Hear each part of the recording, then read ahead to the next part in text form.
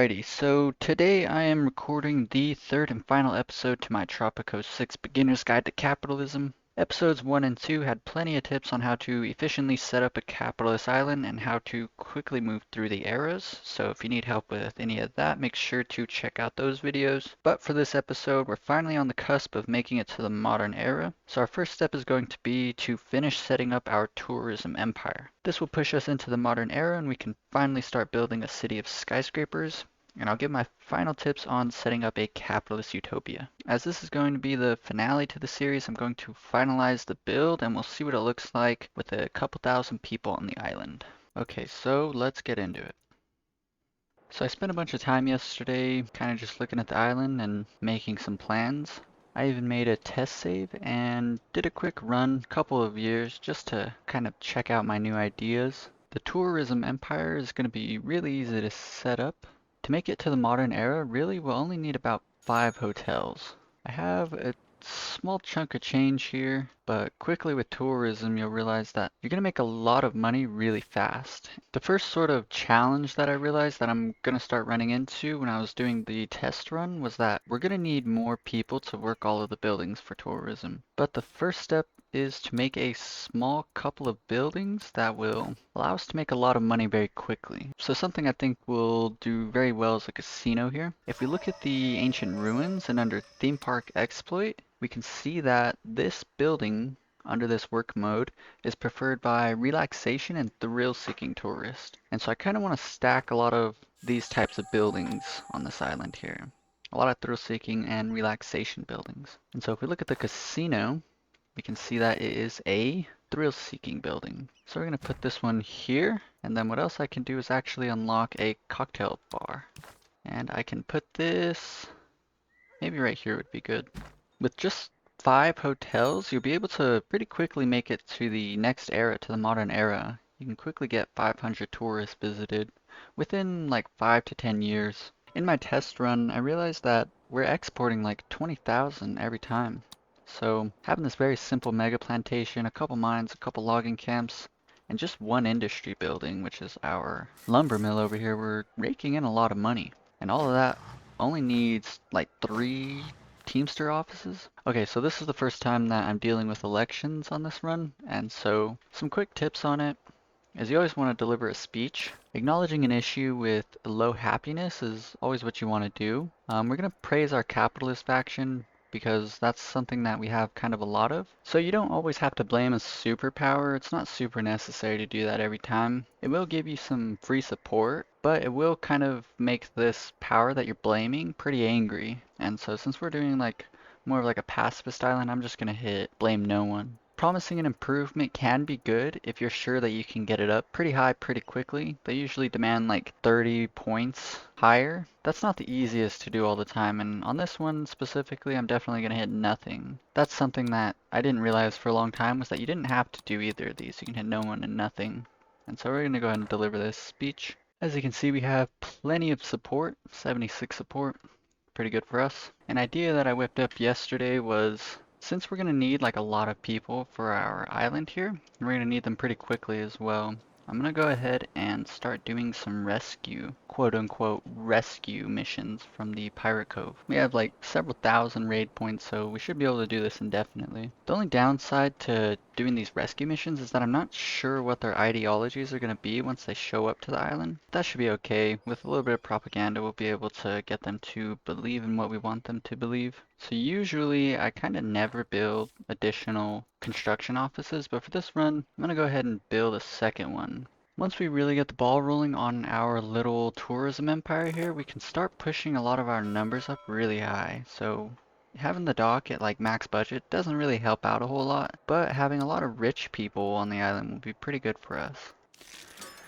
So we just finished our casino, and something that you can do is you can actually research it, and then you can turn this on double or nothing. And so real quick I'll show you. If this was only for our Tropicans, on a medium budget, the fee income would only be $24. But if we push it to the maximum, we can see it goes up to 30, and then if we make it only for tourists, we get this up to like 180. So that's like 6 times as much money. And then if we do double or nothing, we actually get this up to 360. This is an insane income. I started to talk about cars in a previous episode, but I never got around to finishing what I was saying. And so specifically with cars, you may have set up cars in other islands of yours and you realize that like people weren't really using them. So there's a couple of caveats with it. One is their wealth has to be at least rich. Only rich people can drive cars. Unless, of course, you activate the free wheels edict. This is pretty expensive, and this is more like a communist thing, so we're not really going to be doing that on this island. Another thing is tourists actually have total access to cars. Doesn't matter if they're rich or well off, any tourist can drive a car. Even if your island has a lot of rich people and a lot of tourists, you may realize that they still don't use your parking decks, and the reason is they need a place to drive from and they need a destination that they can drive into. And so if we build just like one parking deck kind of like somewhere in the middle of our island here, you might realize that like nobody uses it. But one thing is that you can actually notice that they'll drive, like if we were to put a parking garage over here, they might get in a car and then drive to a building that has road access like a grocery. And so if you want a lot of cars driving around on your island, one thing that you're probably going to have to do is set up multiple parking garages in places that you want them to drive to and from. An example of this might be setting up a parking garage right next to the tourist port and then near a little complex of hotels over here. And you may notice that tourists coming out of this might drive all the way over here to this one. And so like I was saying, once we kind of get a lot of money rolling, then I'm probably going to start bumping up a lot of these numbers so we can get a lot more rich people, and then everyone can just drive cars around. Okay, so we're gonna go ahead and set our radio station to radio now. This will start pushing all the people in these blue buildings here, anyone that works in these buildings, towards the environmentalist faction. And so in my quick little test run, something I noticed that the environmentalists don't like is these skyscraper hotels. So we're gonna have to find a way to appease them in between like the cooldown of building these buildings up. Yeah, as you can see, these tourist buildings kind of rake in a lot of money very quickly. 63 visitors in its lifetime, and we've made like almost $10,000 already. Yeah, look at that. This tourist ship brought us 68 new tourists in one load. So building a lot of hotels will allow you to make it through this era very quickly. As you can see, we're already like a fifth of the way there.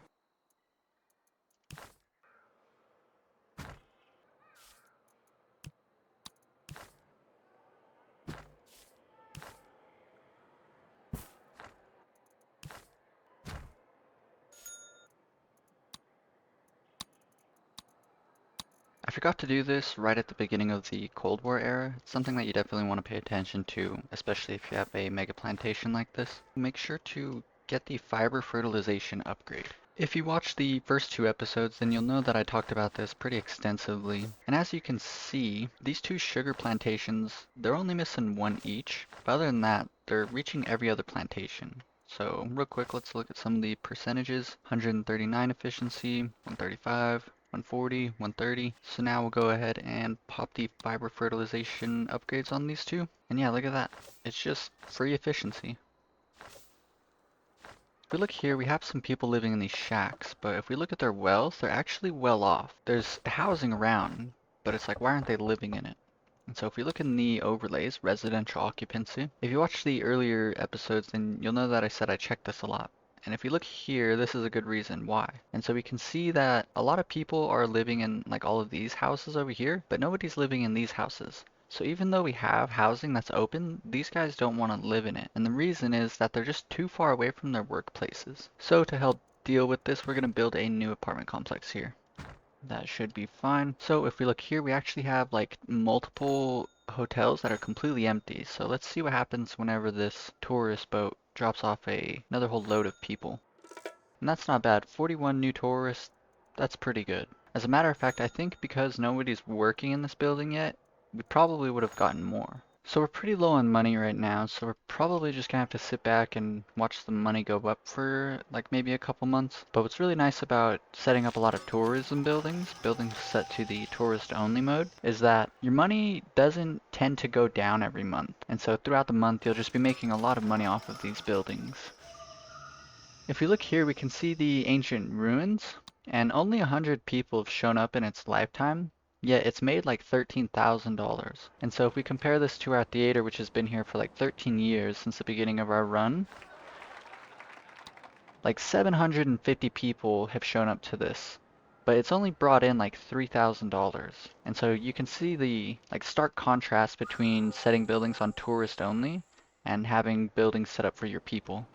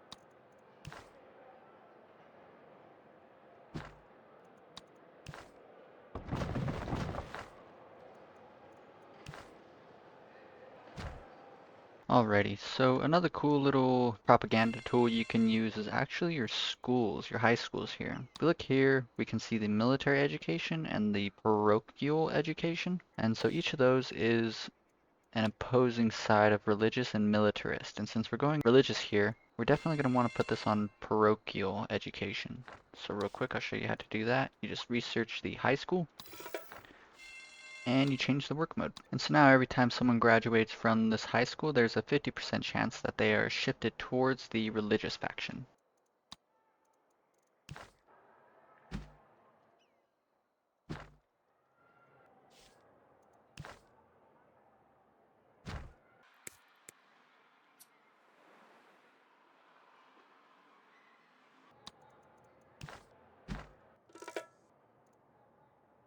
Alrighty, so here I quickly want to talk about efficient use of your media buildings. So I just built 2 new newspapers and a new radio station. And as we can see, the newspapers cover all of the housing within this little area, and then the radio station covers all of the workplaces here. And so one newspaper we set to deals and profit, the other we set to the word, and then our radio station set to radio now. And so anyone that lives here and works here will be being pushed towards this left side. They'll be pushed towards capitalist, religious, and environmentalist. Another neat little trick is we can do the upgrade music all day for our radio station, and this will increase the service quality of all entertainment buildings nearby. And because all of our tourists are using the entertainment buildings in this area, this is a pretty good bonus to pick up. So a quick word on the bank is that it's a pretty expensive building. As we can see, the budget is $315 a month, but as long as you're safely within the positive in terms of your treasury, then it will always generate money. I'm not sure what the cap is, but I'm pretty sure it's around 100,000. So because we have a bank now, I'm going to go ahead and let our treasury swell up to at least 100,000 before I start purchasing any more buildings.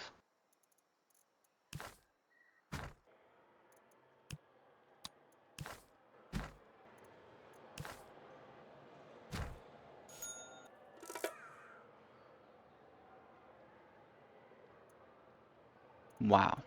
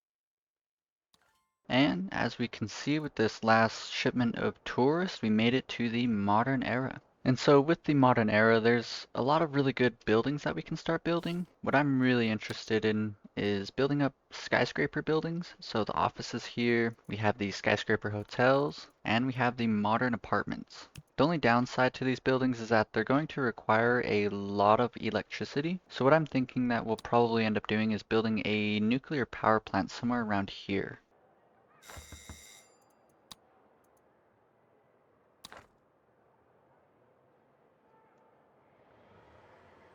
And so as we make it into the modern era, we unlock the final two factions, the intellectuals and the conservatives. So at the end of my last video, I was talking about the improv theater. And so if we start pushing everyone towards the intellectual faction, the improv theater will actually quickly increase our standing with the intellectual faction. The TV station works a lot like the newspapers in that it will influence people whenever they visit their homes. However, it only affects buildings which are electrified.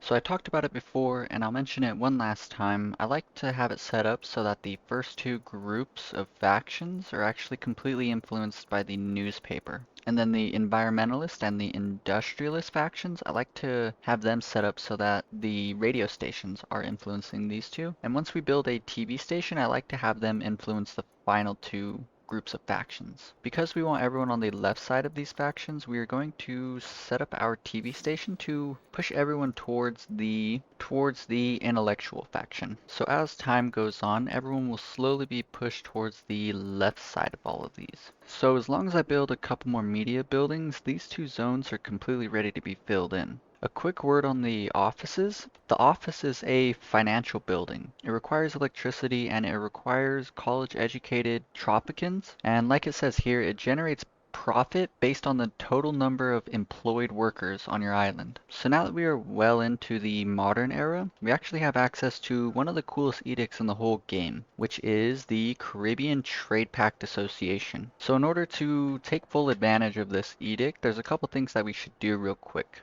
First off, we need to research this, and we also need to research the customs office.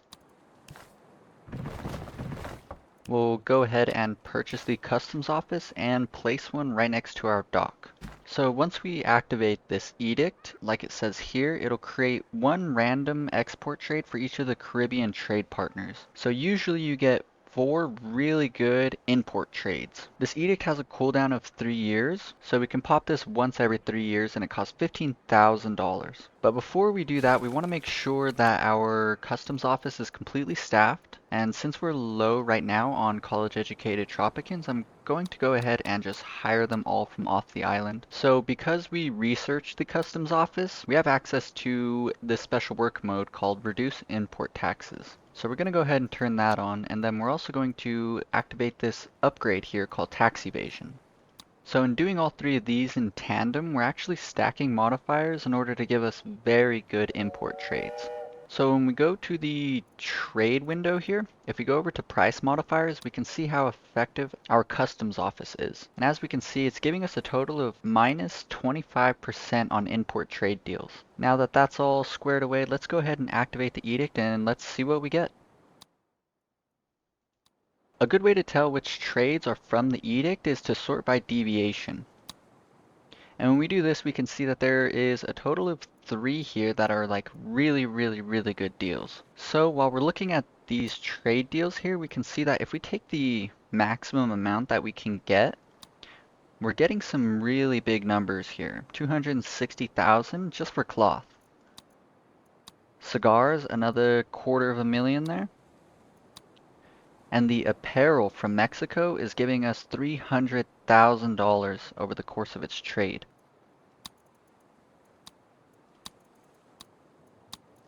So we want to make sure to come back and do this edict as often as possible. If you were paying close attention, you may have seen me make a huge mistake here. I got the maximum trade deal on the apparel and the cigars, which is pretty good, but on the cloth I accidentally chose the smallest trade deal. This is a $250,000 mistake, but I mean, at least we got the two important ones.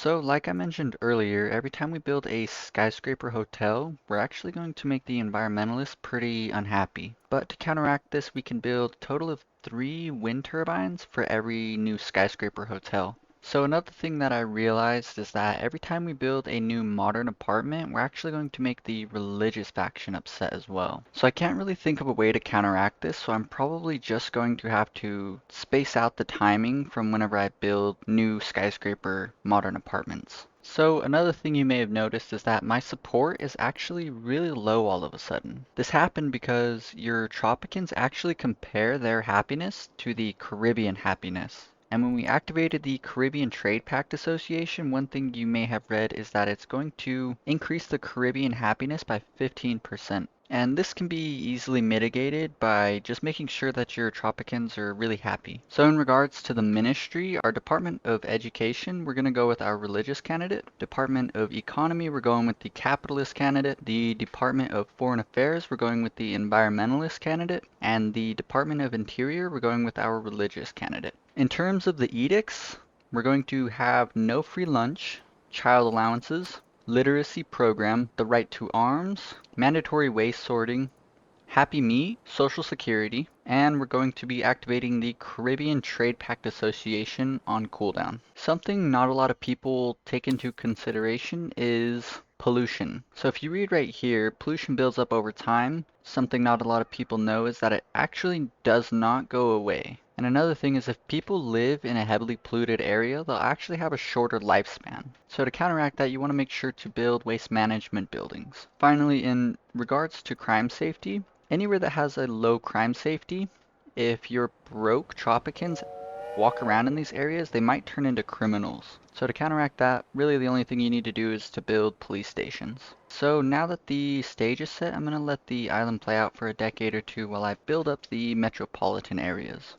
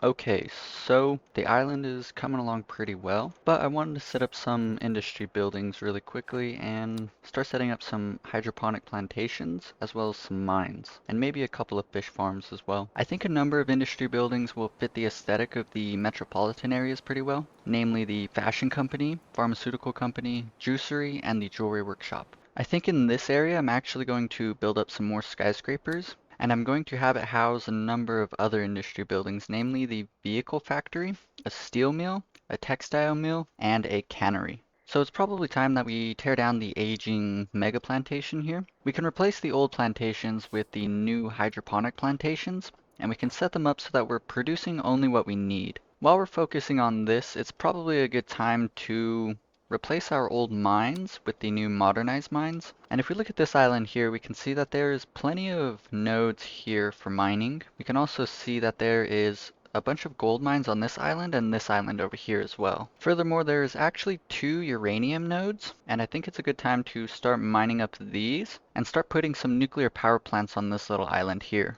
We're going to need a lot of electricity for all of these new industry buildings, so I think I'm going to prioritize mining the uranium and then building the nuclear power plants first. I'm probably going to build a number of solar power plants here and then finish off our wind farm. I can also place another wind farm over here as well. All of these fancy new buildings are going to require educated Tropicans, so I'm going to use the Pirate Cove to bring in a lot of educated people. And once we set up the new hydroponic plantations, then I can destroy the old plantations, and I can employ all of these people to a number of hotels and entertainment buildings. So before I continue building up the downtown areas, I'm going to completely revamp our production, electrical, and industry buildings.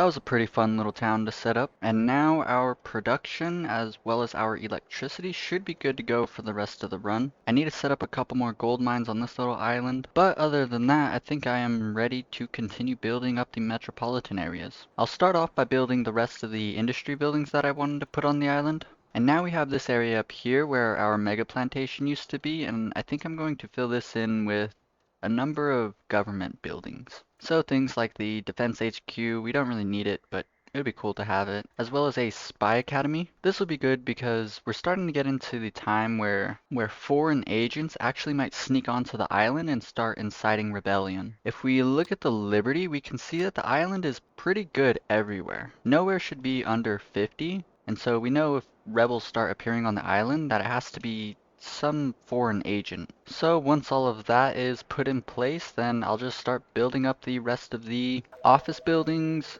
modern apartments, and the skyscraper hotels. Real quick, in regards to the offices, there's a number of work modes here, and the more offices you have on the same work mode, the less money that they'll generate. So you want most of them to be on corporate business, and then you want some on consumer, some on official, and then either a little bit on solid or progressive.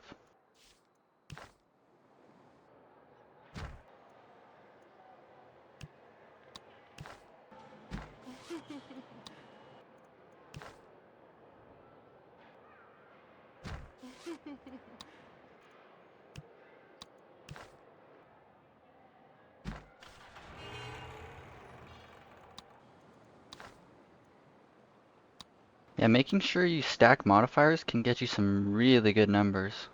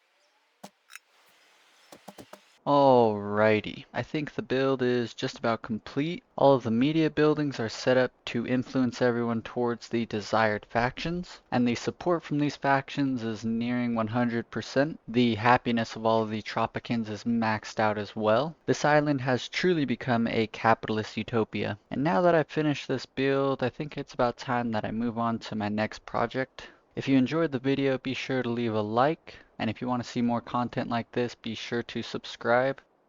Peace.